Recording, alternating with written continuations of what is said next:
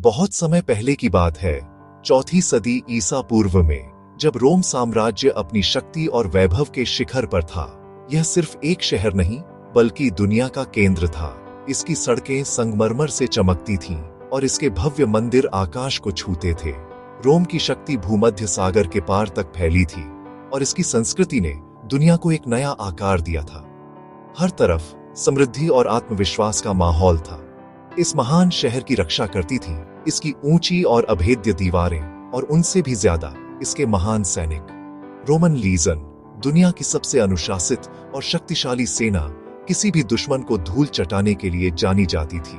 सदियों से किसी भी बाहरी दुश्मन ने रोम की पवित्र सीमाओं को लांघने की हिम्मत नहीं की थी। ये एक ऐसा शहर था जिसे सचमुच अजेय माना जाता था। लेकिन इतिहास हमें एक गहरा सबक सिखाता है। सबसे बड़ा खतरा हमेशा वह नहीं होता जो सामने से गरजता हुआ आए। कभी कभी यह घमंड और अति आत्मविश्वास की छाया में चुपचाप पनपता है। खतरा हमेशा बाहर से नहीं आता, कभी कभी वह अंधेरे की आड़ में सबसे अप्रत्याशित तरीके से दस्तक देता है जब आप सबसे कम उम्मीद करते हैं। इतिहास के पन्नों में दर्ज ये घटना ईसा पूर्व 390 के आसपास की है। ये वो दौर था जब रोम अपनी शक्ति के शिखर पर पहुंच रहा था, लेकिन एक अनदेखा खतरा उसके दरवाजे पर दस्तक दे रहा था। ये थे गॉल्स, उत्तरी यूरोप के खूंखार योद्धा, जिनका नेतृत्व कर रहा था उनका सरदार ब्रेनस। वे सिर्फ लुटेरे नहीं थे, बल्कि एक अनुशासित और क्रूर सेना थे जो अपने रास्ते में आने वाली हर सभ्यता को रौंदते हुए आगे बढ़ रहे थे। उनकी नजरें अब रोम की दौलत और शान पर टिकी थीं। वे ताकतवर थे, उनके युद्ध के नारे दुश्मनों के दिलों में खौफ पैदा कर देते थे।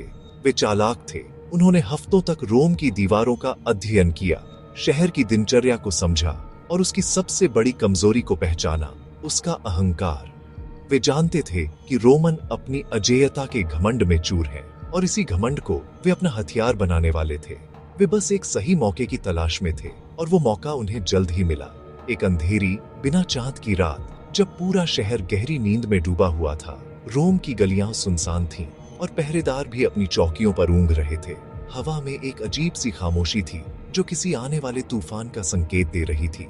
इसी खामोशी का फायदा उठाकर गॉल्स ने चुपचाप शहर के सबसे पवित्र और सुरक्षित स्थान कैपिटोलिन पहाड़ी पर चढ़ना शुरू किया। उन्होंने वो रास्ता चुना जिस पर कोई पहरा नहीं था, क्योंकि रोमनों का मानना था कि उस खड़ी चट्टान पर चढ़ना नामुमकिन है, पर गॉल्स के लिए कुछ भी नामुमकिन नहीं था। कैपिटोलिन हिल की दीवारों पर तैनात रोमन सैनिक पूरी तरह से थक चुके थे। महीनों की घेराबंदी के बाद एक खतरनाक आत्मविश्वास और आलस उन पर हावी हो गया था। वे मानते थे कि पहाड़ी की खड़ी दुर्गम चट्टानें ही उनकी सबसे बड़ी रक्षा थीं, एक ऐसी बाधा जिसे कोई पार नहीं कर सकता। रात गहरी और शांत थी और हवा एक भ्रामक शांति से भरी हुई थी। उनकी पलकें भारी होती और नीरस खामोशी ने उनकी इंद्रियों को सुस्त कर दिया था। और इसी खामोशी में मौत ऊपर चढ़ रही थी। नीचे गॉल के योद्धा परछाइयों की तरह आगे बढ़ रहे थे। बिना किसी कवच के वे चट्टानों की दरारों और जड़ों को पकड़कर एक एक इंच ऊपर चढ़ रहे थे। उनका अनुशासन देखने लायक था। एक भी पत्थर नहीं खिसका, एक भी आहट नहीं हुई। यह हमला इतना शांत था कि किसी को भनक तक नहीं लगी।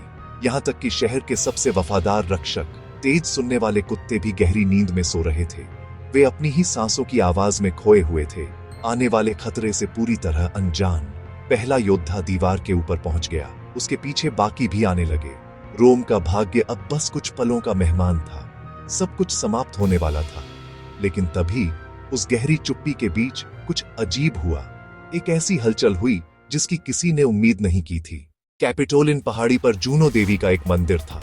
उस मंदिर में कुछ पवित्र हंस रखे गए थे। जैसे ही गॉल्स ऊपर पहुंचे, हंसों ने जोर जोर से चिल्लाना शुरू कर दिया। उनकी आवाज अंधेरे को चीरती हुई पूरे किले में गूंज उठी। रोमन सैनिक हड़बड़ाकर जाग गए। उन्होंने हथियार उठाए, दीवारों की ओर दौड़े और हमला विफल हो गया। गॉल्स पीछे हटने को मजबूर हो गए। उस रात रोम तलवार से नहीं, सैनिकों से नहीं, बल्कि हंसों की आवाज से बच गया। रोमन लोग हैरान थे।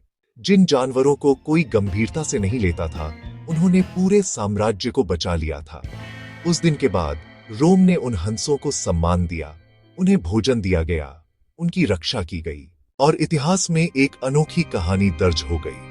यह कहानी हमें सिखाती है कि कभी-कभी सबसे छोटा और अनदेखा नायक सबसे बड़ा काम कर जाता है और इतिहास हमेशा ताकत से नहीं, समझ और सतर्कता से बनता है।